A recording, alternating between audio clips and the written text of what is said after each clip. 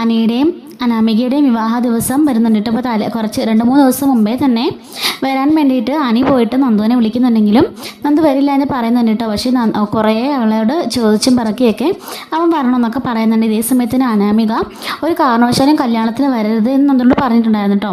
അതുപോലെ തന്നെ കനകമാണെങ്കിലും ഇവരുടെ വീട്ടിലാണല്ലോ, അനന്തപുരിലാണല്ലോ നിൽക്കുന്നത്.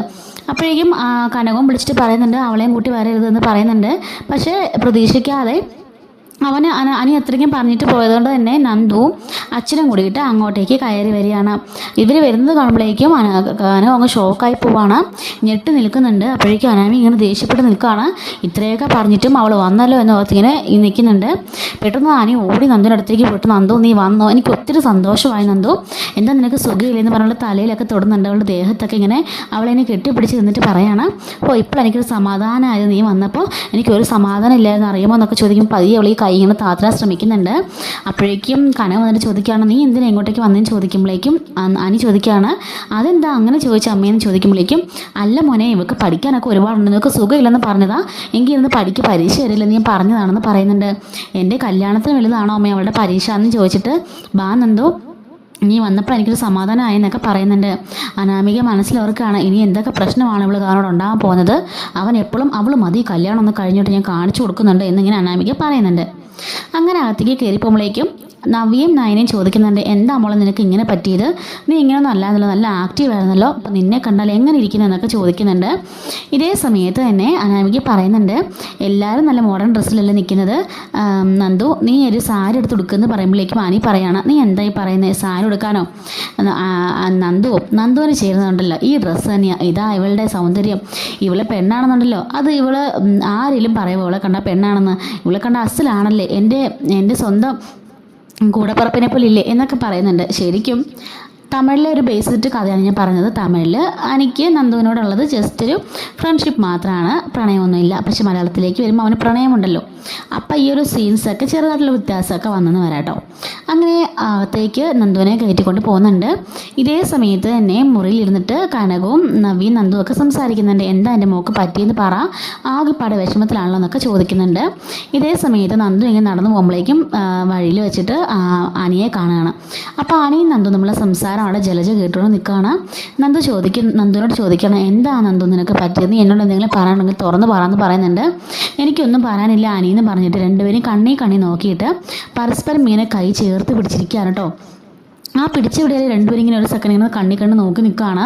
അപ്പോൾ കല്യാണത്തിന് വന്ന എല്ലാവരും ഉണ്ടല്ലോ, അപ്പോൾ ഇവരെല്ലാം കണ്ട സീനാവത്തില്ലേ. പെട്ടെന്നാണ് കനക ഈ കാഴ്ച കണ്ടെന്ന് നന്ദു എന്നിങ്ങനെ അലറി വിളിച്ചുകൊണ്ട് അങ്ങോട്ടേക്ക് ഓടി വരുന്നുണ്ട് കേട്ടോ. കനകം വന്നിട്ട് അവളുടെ കൈ ഇങ്ങനെ വിടിപ്പിക്കുകയാണ്, ഇങ്ങോട്ട് വാടിയെന്ന് പറഞ്ഞ് വലിക്കുന്നു. പെട്ടെന്ന് അനി അപ്പുറത്തെ കയ്യിൽ നിന്ന് വലിക്കുകയാണ്. എന്താ ആൻറ്റി കാണിക്കുന്നേ, അവളുടെ നിന്ന് എന്താ പ്രശ്നം എന്ന് ചോദിക്കുകയാണ്. അയ്യോ മോനെ അതല്ല, അച്ഛന് സുഖമില്ല, അച്ഛന്, അത് നന്ദുമോളുടെ അച്ഛന് സുഖമില്ല, വയറുവേദനയാണ്, ടാബ്ലറ്റ് കൊടുക്കാൻ ഞാൻ പറഞ്ഞതാണ്, എന്നിട്ട് ഇവിടെ വന്ന് നിൽക്കുന്നത് കണ്ടില്ലേ എന്ന് പറയുമ്പോഴായിരിക്കും ഗോവിന്ദന് ഒരു കുഴപ്പമില്ലാതെ കയ്യും വീശി അതിൽ നടക്കുന്നത്. ദേ അങ്കിളെ കണ്ടില്ലേ, അങ്കിൾ നല്ല സുഖമാണ് നടപ്പുണ്ടല്ലോ ചോദിക്കുമ്പോഴേക്കും അയ്യോ അത് മോനെ എന്ന് പറയുമ്പോഴേക്കും അങ്കിളെങ്കിൽ വന്നതെന്ന് ചോദിക്കുകയാണ്. അങ്കിളിന് വയറുവേദന ഉണ്ടോ എന്ന് ചോദിക്കുമ്പോഴേക്കും എനിക്ക് വയറുവേദനയോ, എനിക്കൊരു കുഴപ്പമില്ലല്ലോ. അപ്പോഴേക്കും കണ്ണ് കാണിക്കുകയാണ്, പറയാന്ന്, അതേ മോനെ വയറുവേദന ഉണ്ടായിരുന്നു, ഞാനൊരു മരുന്ന് കഴിച്ചു, എനിക്കിപ്പോൾ കുറവുണ്ട് എന്നൊക്കെ അഭിനയിക്കുന്നുണ്ട് കേട്ടോ. അപ്പോൾ ഇതെല്ലാം നമ്മുടെ ജലചേർന്ന് വാച്ചിയാണ്. അങ്ങനെ ശരി മോനെ തിരക്കൊക്കെ ഒത്തിരി ഇല്ലേ, മോൻ ചെല്ല്, മോൻ പോയി ആകെ വേണ്ടിയ കാര്യങ്ങളൊക്കെ നോക്കുക എന്ന് പറഞ്ഞു വിടുന്നുണ്ട്. അങ്ങനെ ഇവർ നന്ദുവിനെയും കൂട്ടിക്കൊണ്ട് കനകം അച്ഛനോട് പറയുന്നുണ്ട്, നിങ്ങൾക്ക് വിവരമില്ലേ, എന്തെങ്കിലും ഞാൻ പറഞ്ഞതങ്ങ് അഡ്ജസ്റ്റ് ചെയ്ത് നിന്നൂടെ, അവൻ്റെ കയ്യിൽ പിടിച്ച് എന്താ നിന്നെന്ന് ചോദിക്കുമ്പോഴേക്കും ഞാനല്ലമ്മേ അനിയാ പിടിച്ചോണ്ട് നിന്ന് എന്നൊക്കെ പറയുന്നുണ്ട്. സാരമില്ല മോളെ വിഷമിക്കാതെ, അതുകൊണ്ട് ഞാൻ വരണ്ടെന്ന് പറഞ്ഞത്, എൻ്റെ മോക്കൊന്നും കണ്ട് സഹിക്കാൻ പറ്റില്ലെന്ന് അമ്മയ്ക്കറിയാം എന്നൊക്കെ പറഞ്ഞിട്ട് പതിയെ അവളെയും പിടിച്ചുകൊണ്ട് നേരെ മുറിയിലേക്ക് ഒരു മുറിയിലേക്ക് പോകുന്നുണ്ട് കേട്ടോ. അപ്പം ജലജ മനസ്സിലാക്കിയാണ് കനകത്തിൻ്റെയും നന്ദുവിൻ്റെയും ഗോവിന്ദൻ്റെ ബിഹേവിയറിൽ എന്തൊക്കെയോ ചില പൊരുത്തക്കേടുകളുണ്ടല്ലോ. അനിയുടെ സ്വഭാവത്തിൽ കാര്യമായി മാറ്റമുണ്ട്. നന്ദു പണ്ട് ഇങ്ങനെയൊന്നും അല്ലായിരുന്നല്ലോ, 5-6 പേരെ ഇടിച്ചിട്ട് തോപ്പിക്കുന്ന കറക്റ്റാ ബ്ലാക്ക് ബെൽറ്റ് അല്ലേ അവൾ നല്ല ബോൾഡായിരുന്നല്ലോ, ഇപ്പോൾ വാടിത്തളർന്ന പൂ പോലായല്ലോ, എന്ത് പറ്റിക്കാണും. കനകം അത് മാത്രമല്ല എന്തോ ഒരു വിറയിലും വെപ്പറളുണ്ട് നന്ദു വന്നപ്പോൾ തൊട്ട്. അവൾ നന്ദുവിനെ അങ്ങോട്ടും ഇങ്ങോട്ടും വിടാതെ പിടിച്ചു വെക്കാണല്ലോ, എന്തൊക്കെയോ കള്ളത്തരം മണക്കുന്നുണ്ട്, എന്തായാലും കണ്ടുപിടിക്കണമെന്ന് പറഞ്ഞിട്ട് കനകത്തിൻ്റെ പുറകെ പോകുന്നുണ്ട് കേട്ടോ ജലജ. അങ്ങനെ മുറിയിൽ ചെല്ലുമ്പോഴേക്കും അവർ ചോദിക്കുകയാണ്, എന്താ മോളെ നിനക്ക് പറ്റിയത്, നിനക്കെന്താ വല്ല പ്രണയമുണ്ടോ എന്ന് ചോദിക്കുമ്പോഴേക്കും കനകം പറയണ, പ്രണയമോ ഇവക്കോ ചേച്ചി അങ്ങനൊന്നും പറയില്ലെന്ന് പറയുമ്പോഴേക്കും നവ്യ പറയാണ്, നീ ഏതെങ്കിലും ചെറുക്കനെ സ്നേഹിക്കുന്നുണ്ടെന്ന് പറഞ്ഞാലുണ്ടല്ലോ അവൻ്റെ കല്യാണമാണെന്ന് പറഞ്ഞാലും ഞങ്ങൾ അവനെ തൂക്കിയെടുത്തുകൊണ്ട് കടത്തിക്കൊണ്ടെന്ന് നിനക്ക് കൊണ്ട് തരുമെന്ന് പറയണ്ട.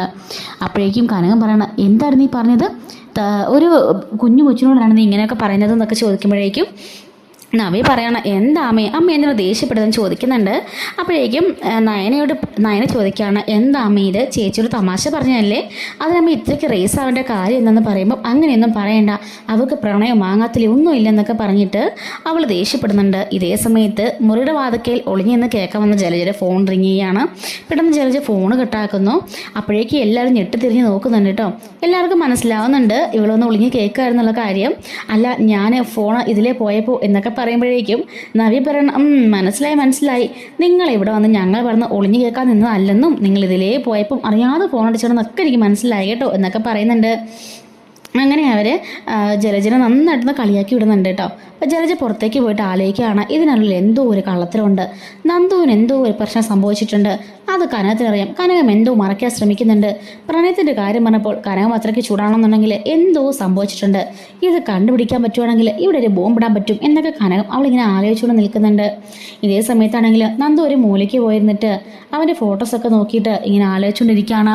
അതേ സമയത്ത് തന്നെ അനാമികയാണെങ്കിലോ അനീനെ വിടാതെ അനീനെ ഫോളോ ചെയ്തുകൊണ്ടിരിക്കുന്നുണ്ട്. അങ്ങനെ ആദർശം നയനയും കൂടെ കൂടിയിട്ട് ഹാളിൽ കൂടി ഇങ്ങനെ നടന്നു വരികയാണ്. വരുമ്പോഴേക്ക് നിൽക്കടി എവിടെയെന്നും പറഞ്ഞിട്ട് ആദർശം ഇങ്ങനെ ഓർന്നൊക്കെ നയനോട് പറയാണ്, നിങ്ങളതിനെ എൻ്റെ പുറകെ വരുന്നത്, നിങ്ങൾ പോയി നിങ്ങളുടെ കാര്യം നോക്കിക്കൂടെ എന്നൊക്കെ ചോദിച്ചാൽ അവൾ വഴക്കുണ്ടാക്കുന്നുണ്ട്. പെട്ടെന്നായിരിക്കും അവിടുന്ന് നയന തെന്നി ആദർശിൻ്റെ മേത്തേക്ക് വീഴുന്ന സമയത്ത് ഇവർ രണ്ടിനും കണ്ണി നോക്കി നിൽക്കുകയാണ്. അപ്പോൾ രണ്ട് സൈഡിലും കല്യാണത്തിനൊന്നും ആൾക്കാർ മൊത്തം ഇവരെ തന്നെ നോക്കുന്നുണ്ട്. മുകളിൽ നിന്നിട്ട് കനകം പറയാണ്, അത് കണ്ടില്ലേ നവ്യ, എന്ത് നല്ല കാഴ്ചയല്ലേ എന്നൊക്കെ ചോദിക്കുന്നുണ്ട്. അങ്ങനെ മുകളിൽ നിന്നുകൊണ്ട് കനകവും നവ്യയും കൂടിയിട്ട് അവിടെ ഉണ്ടായിരുന്ന കുറേ പൂവൊക്കെ വാരി ഇവർ മേത്തേക്ക് ഇങ്ങനെ ഇടുകയാണ്, ഒരു റൊമാൻറ്റിക് സീൻ ഉണ്ടാക്കാൻ വേണ്ടിയിട്ട്. അപ്പോൾ ഇത് ദേവ്യാനി കണ്ട് ഇങ്ങനെ നിൽക്കുകയാണ് കേട്ടോ. അപ്പോൾ ദേവ്യാനി മുകളിലേക്ക് നോക്കുകയാണ് ആരാ പൂടുന്നതെന്ന്. പെട്ടെന്ന് കനകവും നവ്യയാണെന്ന് എസ്കേപ്പായി മാറുന്നുണ്ട്. അങ്ങനെ ആദർശം നയനെ പെട്ടെന്ന് ഇങ്ങനെ ചാടി എഴുന്നേക്കാണ്. എന്നിട്ട് നാണം കുണിക്കൊണ്ട് നയനെ പോകുമ്പോൾ പുറകെ തന്നെ ആദർശം പോവാണ്. അപ്പം ആദർശം ഈ ഒരു സമയത്തൊക്കെ നയനോടൊക്കെ നല്ല പ്രണയമൊക്കെ തുടങ്ങിയിട്ടുണ്ട് കേട്ടോ. ഇതൊക്കെ കാണുമ്പോഴേക്കും ദേവനിക്ക് നല്ല കലിപ്പ് വരുന്നുണ്ട്. ദേവനി ഇവനെ ഇങ്ങനെ തുറച്ച് നോക്കിക്കൊണ്ടിരിക്കുകയാണ്. അങ്ങനെ ദേവനിക്ക് നെഞ്ചിനകത്ത് ചെറിയൊരു വേദന പോലൊക്കെ വരുമ്പോഴേക്കും അവളിങ്ങനെ തടവിക്കൊണ്ടൊക്കെ അവളും അങ്ങനെ മാറിപ്പോകുന്നുണ്ട്. പിന്നീട് കാണിക്കുന്നത് നന്ദു ആ ഒരു മുറിയിൽ തന്നെ ചടഞ്ഞുകൂടി ഡ്രസ്സൊന്നും മാറാതെ ഇങ്ങനെ ഇരിക്കുകയാണ്. അപ്പോഴേക്കും കനകം വന്നിട്ട് പറയുന്നുണ്ട്, മോള് നല്ല ഡ്രസ്സ് എടുത്തിട്ട്, ഇതൊരു കല്യാണ വീടല്ലേ, ഇങ്ങനെ ഇരുന്നാൽ പറ്റില്ല, മോള് നല്ല പെൺകുട്ടികളൊക്കെ ചേർന്ന് നല്ലൊരു സാരിയോ എന്തെങ്കിലുമൊക്കെ കൊടുത്ത് കൊടുക്കാൻ പറയുമ്പം വേണ്ട അമ്മേ, എനിക്കിത് മതി, എനിക്കതിനുള്ളതൊന്നും മൂടൊന്നും ഇല്ല, അമ്മ ദയവ് ചെയ്ത് എന്നെ ഡിസ്റ്റർബ് ചെയ്യാതെ പോകാമെന്നൊക്കെ ചോദിക്കുമ്പോൾ ശരി നിൻ്റെ ഇഷ്ടം പോലെ ആവട്ടെ എന്നും പറഞ്ഞിട്ട് കനകം പോകുന്നുണ്ട് കേട്ടോ. അപ്പോൾ ഇതിൻ്റെ ബാക്കി വീഡിയോയും വരാനിരിക്കുന്ന സ്റ്റോറീസും ഡെയിലി റിവ്യൂസൊക്കെ നമ്മുടെ ചാനലിലൂടെ അപ്ലോഡ് ചെയ്യുന്നുണ്ട്. മിസ്സാവാതിരിക്കാനായിട്ട് ചാനൽ ഇപ്പോൾ തന്നെ സബ്സ്ക്രൈബ് സപ്പോർട്ട് ചെയ്യണേ. Thanks for watching.